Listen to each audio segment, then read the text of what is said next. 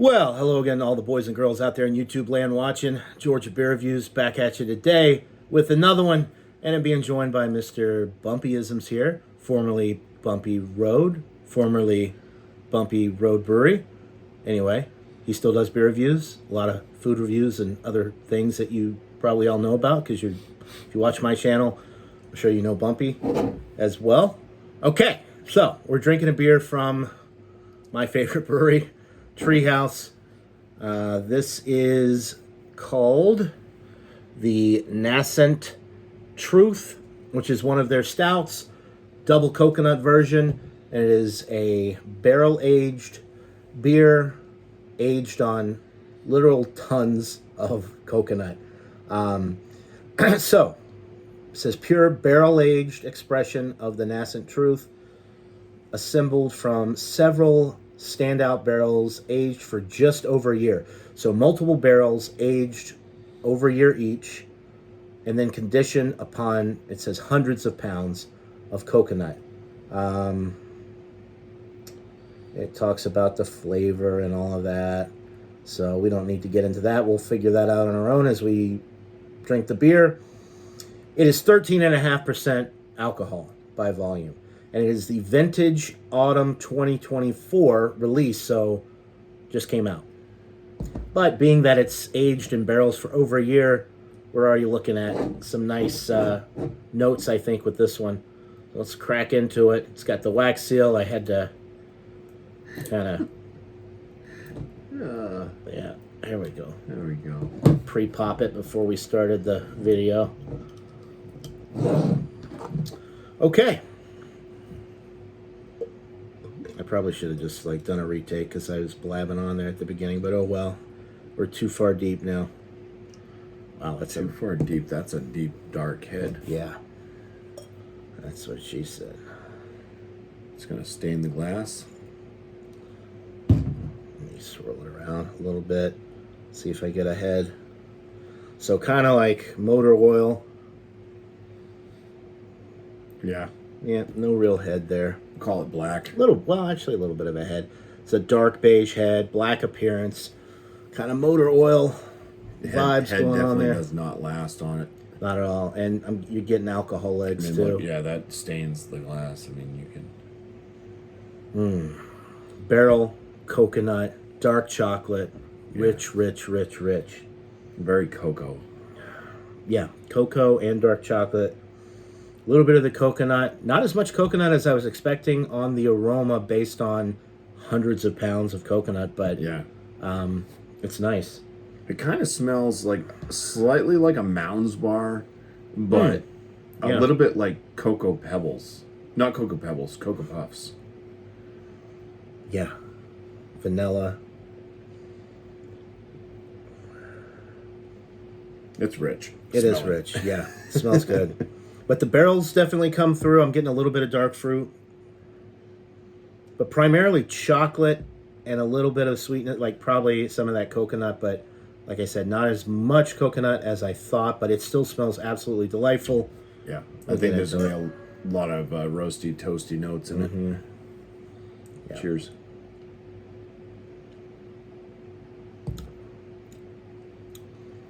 A lot more coconut on the palate than I was detecting on the aroma.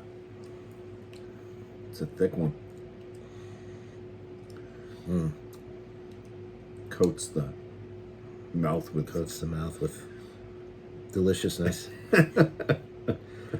There is some of that kind of milk chocolate, cocoa milk chocolate vibes. Yeah. Some dark chocolate, a little bit of roasty, toasty character from the roasted malt. The barrel's there, but it's not as prevalent as I thought it might be initially, and that was just based off of the first sip, so maybe I'll get a little bit more as we dive in a little bit further, but I am impressed with the coconut on the palate because the aroma made me think that there wasn't going to be a ton of coconut, but I am getting a lot of coconut on the flavor profile. It's not as thick as I thought it would be. It does coat the mouth, but it's not like to me it motor has oil thickness. To me, it has like a melted marshmallow type. I'm getting vanilla, but yeah, same different. I mean, fluff. Yeah, marshmallows, vanilla, kind of in the same ballpark. It doesn't taste like a 13.5% beer. It's not as boozy as I thought it would be, being that it's aged in multiple barrels each for over a year and then kind of blended together. Yeah, there are some of those dark fruit notes and stuff coming through too. And it doesn't specify either on the label. It just says barrel aged, standout barrels. That's it. Usually with Treehouse, you're looking at bourbon barrels, but I can't say for sure. It does say notes of fudge, bourbon, vanilla. So I think the barrels, or at least one of the barrels, has got to be bourbon. And Treehouse does make their own bourbon now. I've yet to find it at the Tewksbury location, but they do make bourbon, and they have a Kentucky Common beer that they make that is made specifically as a pairing with their bourbon, because the bourbon's name is called I think it's called Kentucky Common Bourbon, and the beer is the Kentucky Common Lager. Anyway, that's neither here nor there. I think this is pretty damn good. Not the most barrel forward, but it's a nice balance. It's not too thick. There's lots of coconut, which it does say double coconut, so I was expecting a lot of coconut with this, which is one of the reasons I got it, because I love coconut stouts.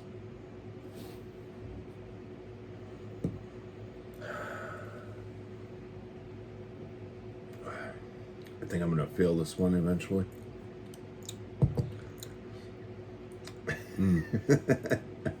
It's really smooth. Yeah. There is like kind of a little bite on the back of the tongue.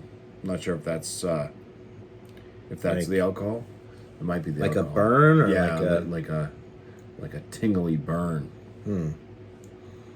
Like when I peed earlier.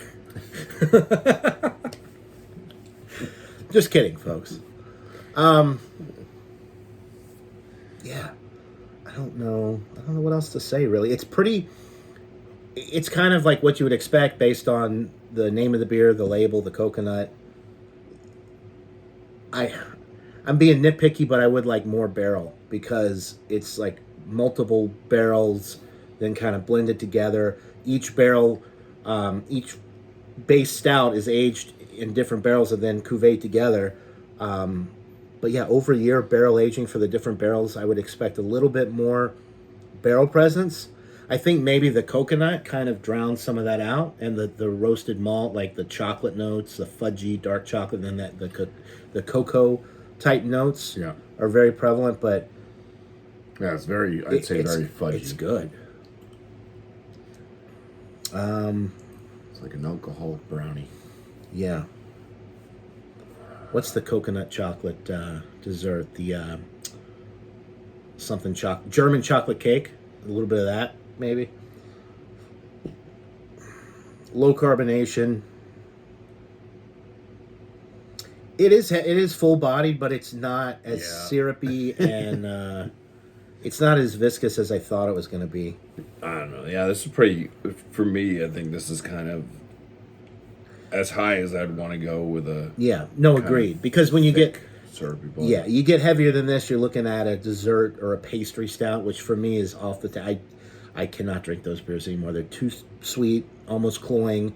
Yeah. This one is still has a pretty decent balance. It is on the sweeter side, but it's not cloyingly sweet.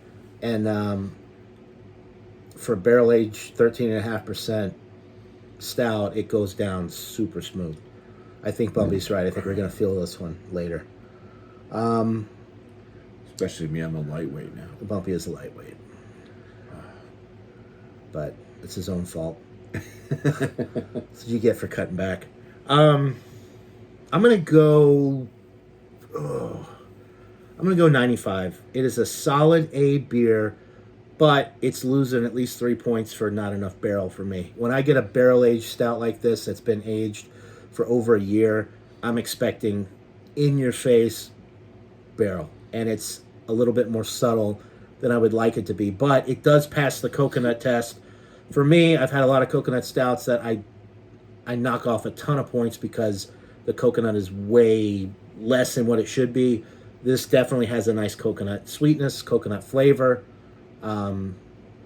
So yeah, 95 out of 100 for me, solid A. But nothing world class or anything like that. Yeah. Pretty standard. There's a lot that I like about this beer, and there's some things I don't Tell me quite more. like about it. It's got the good fudge, chocolatey notes.